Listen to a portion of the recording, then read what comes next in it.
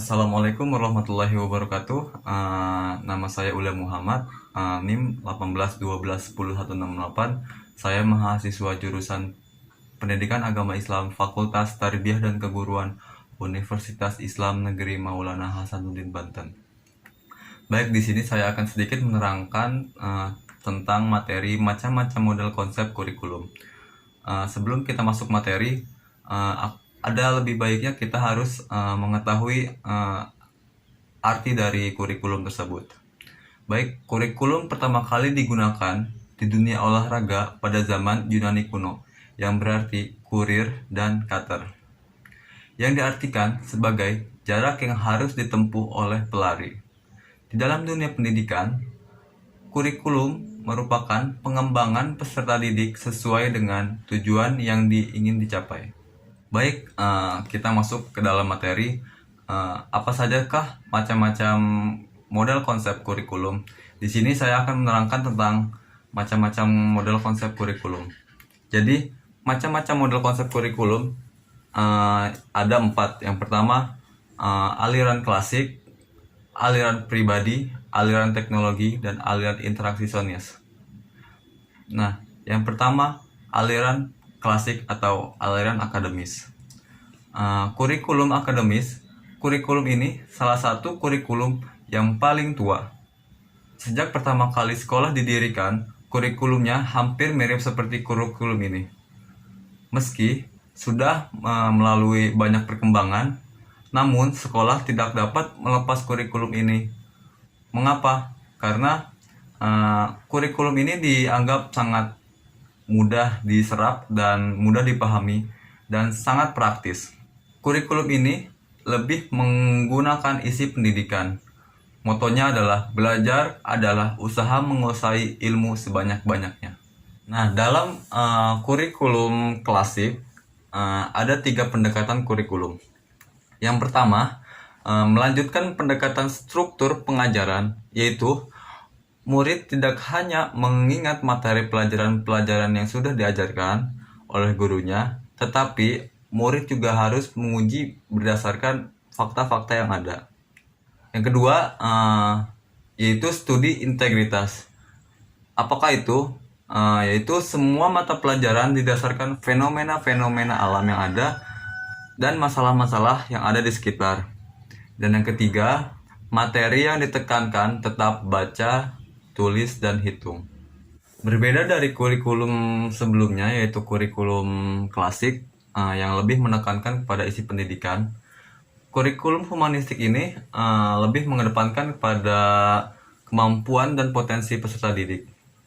Kurikulum ini memandang bahwa peserta didik memiliki kemampuan dan potensi untuk dikembangkan. Pendekatan kurikulum ini berpusat pada peserta didik dan mendapatkan pembimbingan manusia secara utuh, sehingga pengalaman belajar peserta didik ditujukan pada minat dan kemampuan peserta didik. Menurut Siffel tahun 1975,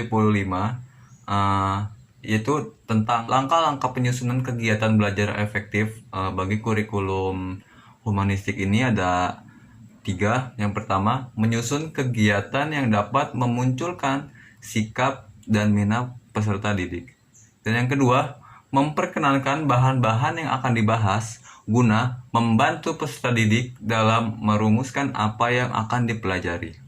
Dan yang ketiga, pelaksanaan kegiatan peserta didik diberi pengalaman yang menyenangkan, baik berupa gerakan atau penghayatan, guna lebih menggali potensi dan kemampuan peserta didik.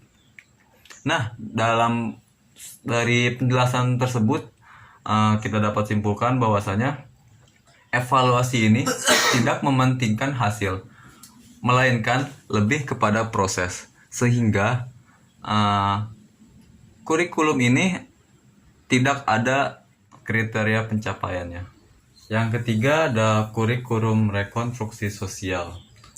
Pada kurikulum ini lebih menekankan sebagai alat untuk melakukan penyusunan kembali corak kehidupan dan kebudayaan masyarakat. Dalam kurikulum ini disusun rencana yang berkaitan dengan bagaimana menata kembali kehidupan masyarakat menuju tatanan yang lebih baik. Tatanan ini meliputi segi politik, sosial, ekonomi, mental, spiritual, dan budaya. Kurikulum ini sudah dimulai pada tahun 1920-an.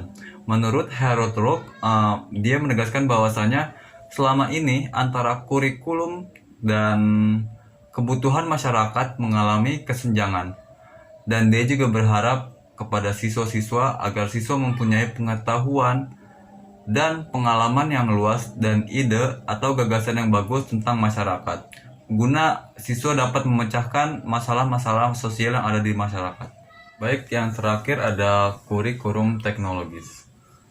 Perkembangan seperti yang kita tahu bahwasanya perkembangan teknologi di dunia ini sangat cepat dan sangat berpengaruh kepada dunia pendidikan yang ada di Indonesia.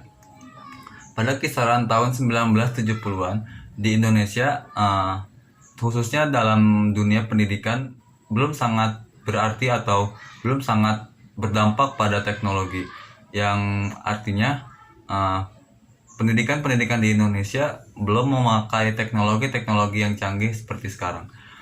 Pada tahun itu dunia pendidikan masih sangat terbatas teknologinya, yaitu menggunakan kapur, papan tulis dari papan dan sebagainya.